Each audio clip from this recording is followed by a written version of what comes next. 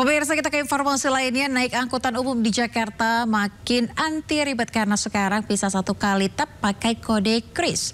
Warganet ramai-ramai membagikan pengalaman mereka di media sosial.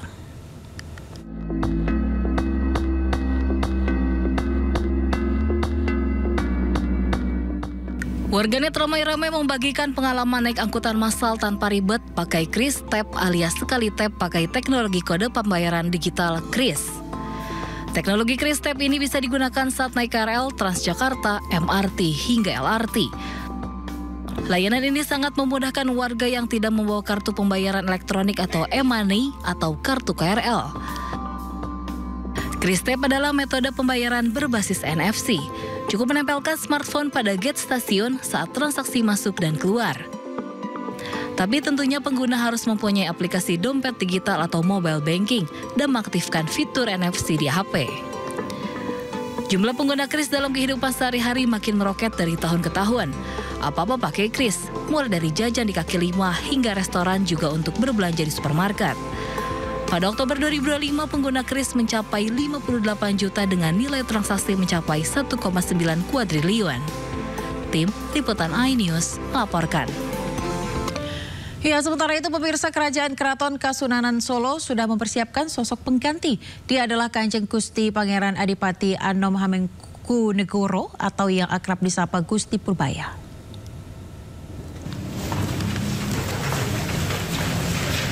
Kanjeng Gusti Pangeran Adipati Anom Hamengkubuwono yang akrab disapa Gusti Purbaya dinobatkan sebagai putra mahkota. Dia adalah putra bungsu pasangan Pakubuwono XIII dengan Gusti Kanjeng Ratu Pakubuwana Pradapaningsih.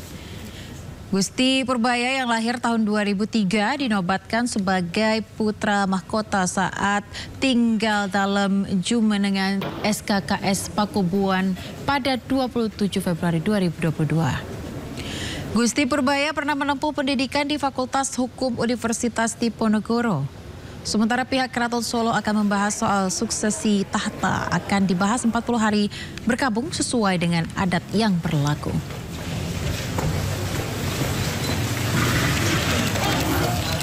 Pemirsa, Satgas Penertiban Kawasan Hutan melakukan penindakan di area tambang milik PT Bumi Morowali Utama di Morowali, Sulawesi Tengah. Satgas memasang pelang penguasaan negara setelah menemukan bukaan tambang tanpa izin.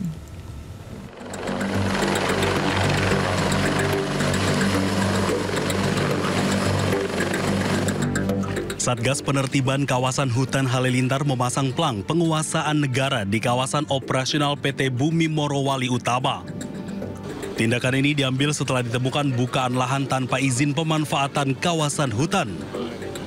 Hasil verifikasi Satgas mencatat total 62,15 hektar yang dilakukan tanpa izin.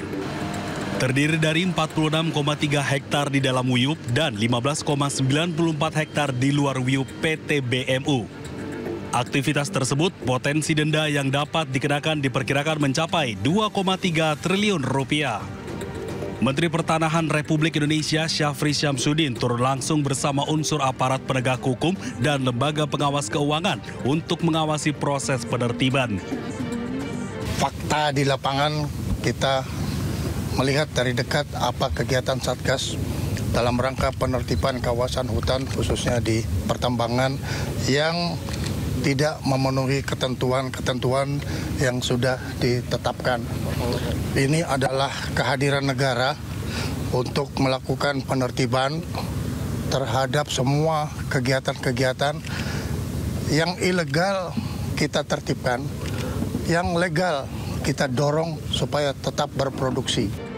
Satgas PKH menegaskan langkah ini merupakan bagian dari penertiban nasional terhadap perusahaan tambang tanpa izin. Ia juga menegaskan bahwa penegakan sanksi administratif menjadi tahap awal. Namun apabila perusahaan tidak kooperatif, proses pidana akan dijalankan. Dan ke depan dalam proses sekarang kita akan melakukan penguasaan sebanyak 24 perusahaan tambang. Di mana ini tersebar di 3 provinsi dan 7 kabupaten dengan total yang akan kita kuasai seluas 2.328,71 hektar. Upaya ini merupakan bagian dari komitmen Satgas PKH untuk menertibkan perusahaan yang beroperasi tanpa izin dan mengambil kawasan hutan secara ilegal. Dari Morowali, Sulawesi Tengah, Jessica Winoto, Aristiawan, iNews melaporkan. Anda masih di Sindo Sore bersama saya Aya Nufus. Pemirsa, Wakil Presiden Gibran Rakabuming Raka tiba di Bandara Rendani, Manokwari, Papua Barat untuk kunjungan kerja. Gibran akan memantau percepatan pembangunan di tanah Papua.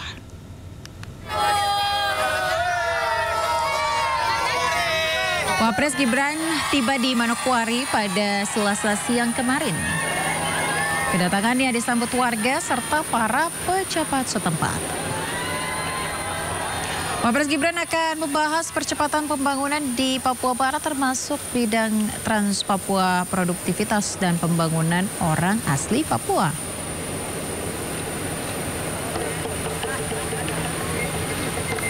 Memberikan perhatian khusus, concern yang sangat besar untuk pembangunan di Papua dan sesuai komitmen kita bersama yang namanya pembangunan tidak boleh lagi Jawa sentris. Pemirsa, ada 3 pernyataan Presiden yang menarik untuk disampaikan ke pemirsa, yakni soal komitmen anggaran penambahan rangkaian KRL, penegasan perlunya swasembada pangan dan prioritas pemerintah, serta jaminan proyek kereta cepat Wush dan penolakan politisasi. Kita mulai dari soal penambahan rangkaian KRL, pemirsa, ini pernyataan Presiden Prabowo kemarin. Ajukan totalnya 4,8 triliun. Benar. Saya setujui. Bahkan saya alokasi. Bahkan beliau ajukan 4,8 T. Saya setujui. Tidak 4,8, 5 T saya setujui. Kalau untuk rakyat banyak, saya tidak ragu-ragu. Uangnya kita hemat, tapi kepentingan rakyat di atas segala kepentingan. Jadi saudara-saudara, dan saya minta harus dilaksanakan dalam waktu yang sesingkat-singkatnya, secepatnya. Bisa berapa bulan, Direktur KAI? 6 bulan. Berapa? 6 bulan. Ini didengar loh. 6 bulan. Sudahlah, aku kasih 1 tahun, ya kan? Kabar gembira bagi seluruh masyarakat tanah air, cek kesehatan gratis bisa dilakukan kapan saja di puskesmas tanpa perlu menunggu hari ulang tahun seperti aturan sebelumnya. Beri edukasi kepada masyarakat agar aktif memeriksa kesehatan dan deteksi dini penyakit, Wakil Presiden RI Gibran Rakabuming Raka mengikuti program cek kesehatan gratis di Puskesmas Menteng, Jakarta Pusat.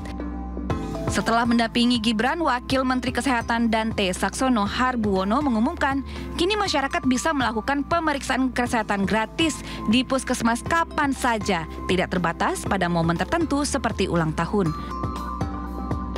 Hingga kini program cek kesehatan gratis sudah mencatat 51 juta orang terdaftar dan 47 juta orang telah diperiksa. Sehingga mendekati target 50 juta pemeriksaan pada tahun 2025 ini. Rencananya pemerintah akan memperluas pelaksanaan ke sekolah, kantor, komunitas, dan juga tempat ibadah agar akses pelayanan semakin merata. Sementara itu, Dante menargetkan dalam 5 tahun ke depan seluruh penduduk Indonesia bisa mendapatkan layanan cek kesehatan gratis. Tim Liputan iNews melaporkan.